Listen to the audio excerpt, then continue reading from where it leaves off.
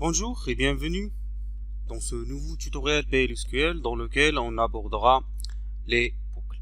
Et à la fin de cette vidéo, donc vous allez apprendre le principe des boucles.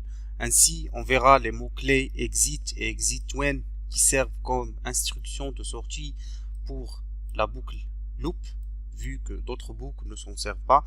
Et aussi, on verra la syntaxe de la boucle loop et quelques utilisations de la boucle loop avec exit et exit when.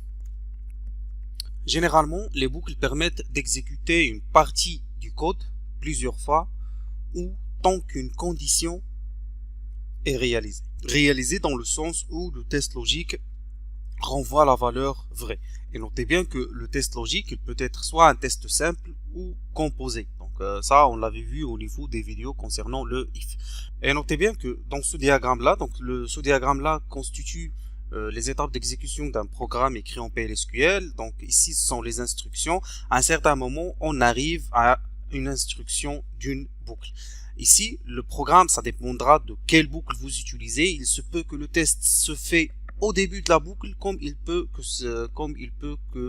qu'il soit fait à la fin de la boucle. Mais généralement, le principe est comme ceci. Donc, le programme vérifie la condition logique si elle est satisfaite ou non. Donc, si elle renvoie vrai, alors on entre dans la boucle et on exécute le code ou bien les instructions au sein de la boucle. Et puis on a la variable de compteur de boucle ou bien la condition de sortie si vous voulez, donc qui doit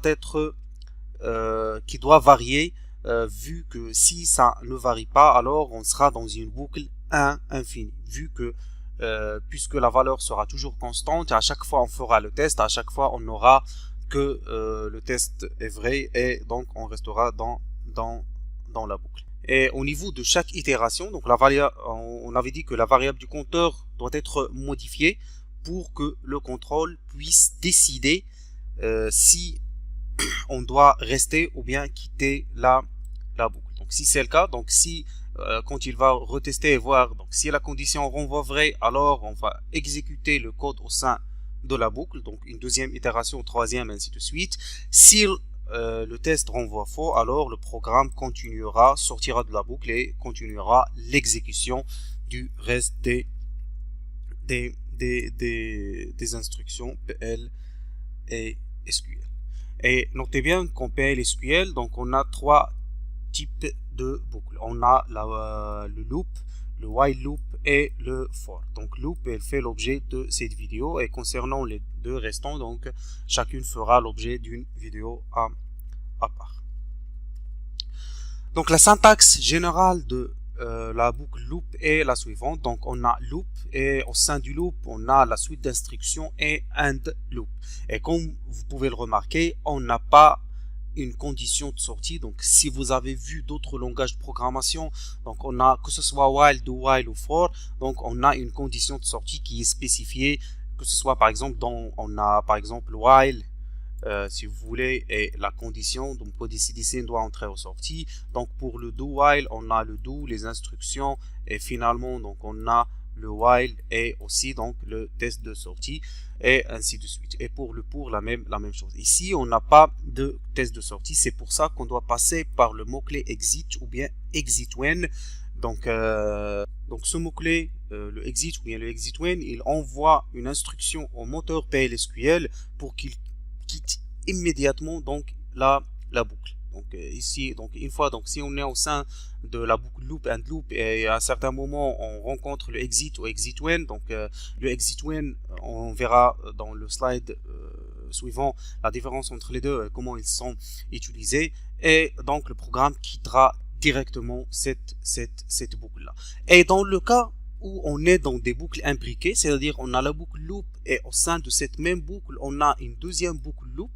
Donc ici, le end loop et que le exit se trouve au sein de cette deuxième boucle-là, ou bien la boucle imbriquée, alors le exit ne dira au moteur PLSQL de quitter la boucle à l'intérieur et le programme sortira mais continuera d'exécuter les instructions qui se trouvent dans la boucle extérieure. Donc faites bien attention à ça, on verra ça plus en détail lors de la partie concernant les boucles implique. Donc ici, c'est un exemple d'utilisation du loop avec le exit et aussi le exit when. Donc ici, on a une variable number de type x qu'on avait initialisé à 10 et ici le début de notre boucle loop et ici le end loop. Et ça, c'est l'ensemble des instructions à exécuter au sein de cette boucle-là.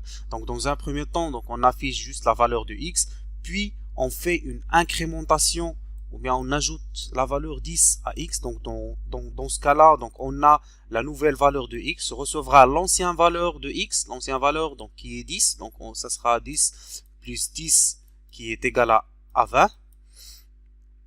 Et le programme va vérifier si la valeur de x est supérieure à 50. Donc on a 20 n'est pas supérieur à 50, donc il va retourner faux.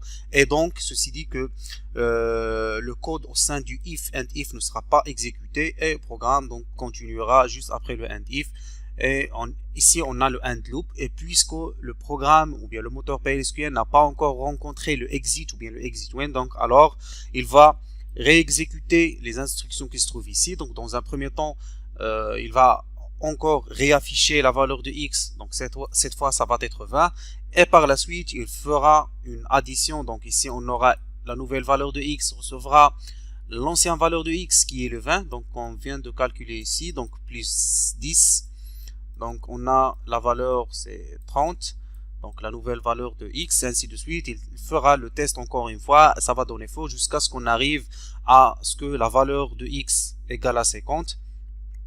Donc là où l'itération x est égale à 50, donc il va afficher la valeur 50, et par la suite on a 50 plus 10 qui est égal à 60.